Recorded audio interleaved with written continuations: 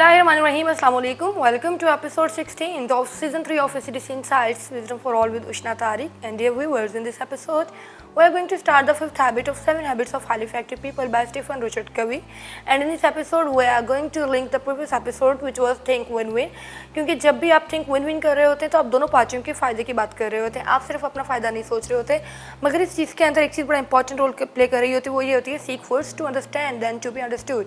हम एक ऐसी सोसाइटी में मूव करते हैं जहाँ पर हम इस चीज़ से कंसर्न होते हैं कि how people are going to perceive ideas, how people are going to understand what we are going to say, how people are going to interpret what we are about to convey by through words, through verbal communication, through non verbal communication. But हम ऐसा नहीं करते कि हम उस बंदे की situation को अंडरस्टैंड करें, हम एम्पैथिक होकर उसकी सिचुएशन को महसूस कर सकें या ऐसा कुछ कर सकें। तो इस फिफ्थ हैबिट के अंदर स्टीफन कवी ने बेसिकली बात की है, if you want to be understood firstly you need to understand the situation of the other person. और इस चीज़ के अंदर communication plays the pivotal role. Communication is basically a futile manner of conveying your ideas, receiving your own point of view, या आप अपना point of view कैसे दूसरे बंदे तक डिलीवर करना चाह रहे हैं, तो ये कम्युनिकेशन के थ्रू पॉसिबल होता है। तो इस चैप्टर के अंदर बेसिकली स्टीफन कवी ने 4 वेज ऑफ कम्युनिकेशन डिस्कस किए हुए हैं जो कि बड़े इंपॉर्टेंट होते हैं, reading, writing, speaking and listening. हम ह्यूमंस अपनी ज़िंदगी के 70% जो टाइम होता है वो कम्युनिकेशन में गुजारते हैं, 30% टाइम ऐसा होता है जो कि हम अपने आप के साथ गुजारते हैं। We are not going to communicate with each other, या हम किसी से बात नहीं कर रहे होते, या हम किसी से बोल नहीं रहे होते। तो अब आपको पहले क्या पता होना चाहिए कि कम्युनिकेशन होती क्या है। रीडिंग भी होती है, इसके अंदर राइटिंग भी होती है, स्पीकिंग भी होती है, लिसनिंग भी होती है।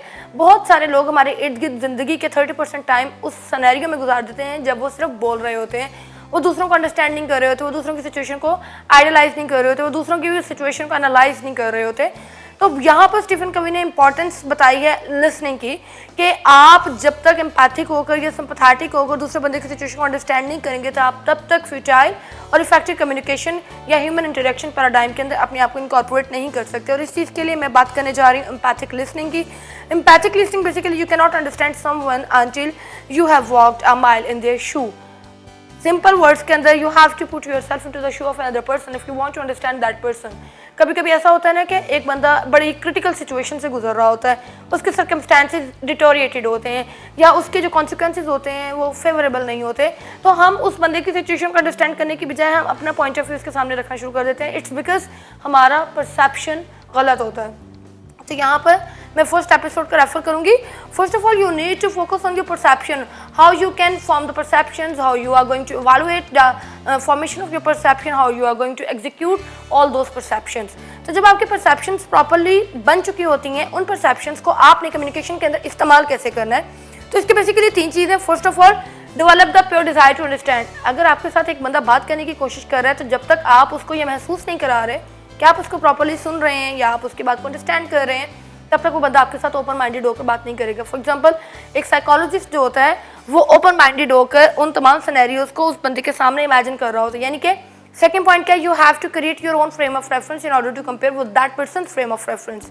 आप अपना फ्रेम ऑफ रेफरेंस भी बताएं, आप उस बंदे का फ्रेम ऑफ रेफरेंस भी सुने ताकि वो बंदा इजीली ओपन होकर आपके साथ कम्युनिकेट कर सके। तीसरा मोस्ट इंपॉर्टेंट पॉइंट क्या है, you have to create an emotional bank account. Emotional bank account क्या होता है कि आप अपने इमोशंस, आप अपने फीलिंग्स, आप अपने सेंटिमेंट्स, आप अपने वैल्यूज़, अपने नॉर्म्स उन लोगों के साथ इंड्यूस करें, उन लोगों के साथ इनकॉर्पोरेट करें जिनके साथ आपने अपनी ज़िंदगी का पर्सनल या प्रोफेशनल रिश्ता गुजारना होता है। तो अगर आपका इमोशनल बैंक अकाउंट ज़ीरो है, आपने उसके अंदर विड्रॉ नहीं किए हैं, डिपॉजिट्स नहीं किए, तो इसका मतलब होता है कि आप ओपन माइंडेड होकर ओपनली ओपननेस के साथ उस पर्सन की सिचुएशन को एम्पैथेटिकली अंडरस्टैंड नहीं कर सकते। तो अब यहाँ पर आपको बेसिकली एम्पैथिक लिसनिंग की कॉन्सेप्ट को अंडरस्टैंड करने की ज़रूरत है। लोग 4 चीज़ें करते हैं जब वो एक लिसनर बनते हैं। पहले नंबर क्या, इग्नोरिंग, दूसरे नंबर पर प्रिटेंडिंग, तीसरे नंबर पर सिलेक्टिव लिसनिंग, चौथे नंबर पर अटेंटिव लिसनिंग। तो जब आप इग्नोरिंग की बात करते हैं, एक फॉर एग्जांपल एक बंदा आपसे अपना कोई मसला डिस्कस कर रहा है, समटाइम्स हम अपने पर्सनल या प्रोफेशनल प्रॉब्लम्स में इतने इंड्यूस्ड होते हैं कि हम उसकी बात को इग्नोर कर रहे होते हैं, हाँ ये भी नहीं बोल रहे होते। दूसरे नंबर पर प्रिटेंडिंग, कभी कभी ऐसा होता है कि आप उस बंदे से बोर हो चुके हैं, आप उस बंदे को इग्नोर करना चाह रहे हैं लेकिन आप कर नहीं पा रहे। समटाइम्स वो आपका बॉस भी होता है कि अगर वो आपको कोई बात समझाने की कोशिश कर रहा है और आप इतने इफेक्टिवली इंटरेस्टेड नहीं है उस कम्युनिकेशन के अंदर, या वो आप काम नहीं करना चाह रहे, तो आप उसको जस्ट प्रिटेंड कर रहे होते हैं that I am being interested in whatever you are saying, लेकिन इनरली आप उसके अंदर इंटरेस्टेड नहीं होते। तीसरा होता है सिलेक्टिव लिसनिंग। अगर 2 लोग कम्युनिकेशन में इन्वॉल्व हो चुके हैं तो आप अगर सिर्फ वो बातें सुन रहे हैं जो कि आपके फेवरेबल है या आपके फ़ायदेमंद है, तो वो सिलेक्टिव लिसनिंग होता है। और लास्ट बहुत इंपॉर्टेंट जो होती है वो क्या होती है, अटेंटिव लिसनिंग।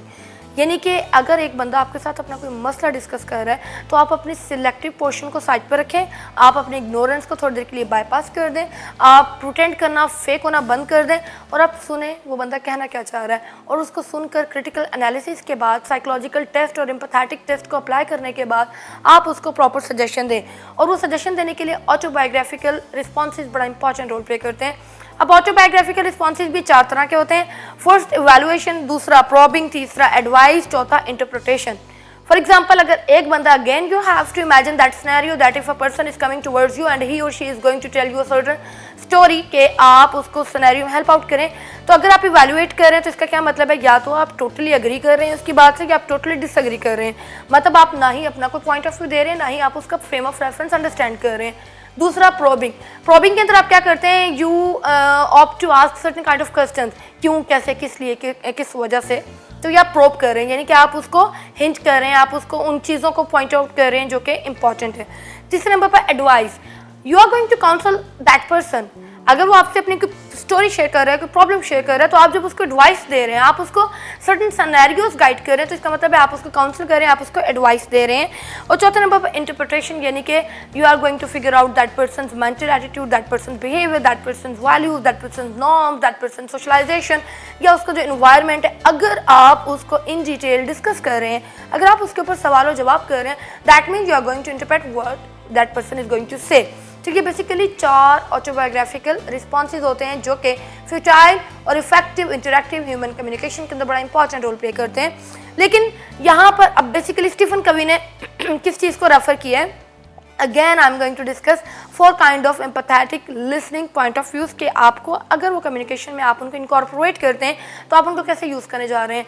फॉर एग्जांपल, अगर एक बेटे और बाप के बीच में कम्युनिकेशन हो रही है और वो बेटा अपने बाप के साथ कोई सर्टेन प्रॉब्लम डिस्कस करने जा रहा है, तो बाप को 4 स्टेजेस से गुजरना पड़ेगा। First, you have to mimic the content. Mimicry क्या होती है, आपका बेटा जो कह रहा है, you have to say the words, you have to repeat the words whatever your child is saying. इससे क्या होगा, बच्चे का एहसास होगा कि at least you are attentive to whatever that child और दैट पर्सन इज सेइंग। दूसरे नंबर पर, you have to rephrase the content.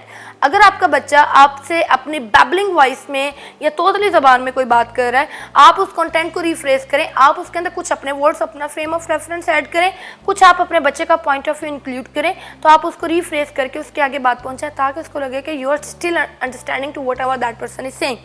तीसरे नंबर पर बहुत इंपॉर्टेंट, रिफ्लेक्ट फीलिंग्स। जब आप प्रॉपरली उस फ्रेम ऑफ रेफरेंस के अंदर मौजूद होते हैं जो कि वो बंदा या बच्चा कह रहा है, तो आप अपनी फीलिंग्स भी रिफ्लेक्ट करते हैं। फॉर एग्जांपल, अगर मुझे कोई सैड स्टोरी सुना रहा है और मैं हंसना शुरू कर दूं, ठीक है, बहुत गलत होगा। I am suppose to show or reflect my feelings which are truly natural.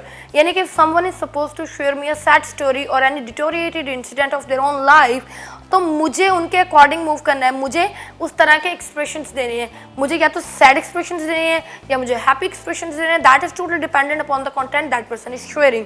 Last जो कि बहुत इंपॉर्टेंट है, अगर आप उस बंदे का पॉइंट ऑफ व्यू अंडरस्टैंड कर रहे हैं, then you have to rephrase the content and you have to reflect the feeling as well. यानी कि आपको एट अ टाइम दोनों काम करने हैं। तो basically effective listening, futile communication और ह्यूमन इंटरेक्शन पैराडाइम, ये हम ह्यूमंस की ज़िंदगी में बड़ा इंपॉर्टेंट रोल प्ले कर रहे होते हैं। हम एक ऐसी दुनिया में रहते हैं जहाँ पर हम कोशिश करते हैं कि अगला बंदा हमें अंडरस्टैंड करे। So if you want to be understood, you have to understand the perception of that person as well. क्योंकि कंपनीज, ऑर्गेनाइजेशंस तब तक सक्सेसफुल नहीं होती हैं जब तक उनके एम्प्लॉयर और एम्प्लॉय के बीच में कम्युनिकेशन गैप खत्म नहीं हो जाता। So in order to reduce and remove that kind of communication gap, you have to understand the point of view of that person, you have to give importance of that person as well. तो इस concept के साथ हम इस episode को खत्म करते हैं। इंशाल्लाह अपकमिंग एपिसोड के अंदर we are going to start the 6th habit of the 7 habits of highly effective people by Stephen Richard Covey. तब तक के लिए अपना ख्याल रखिएगा। अल्लाह हाफिज़।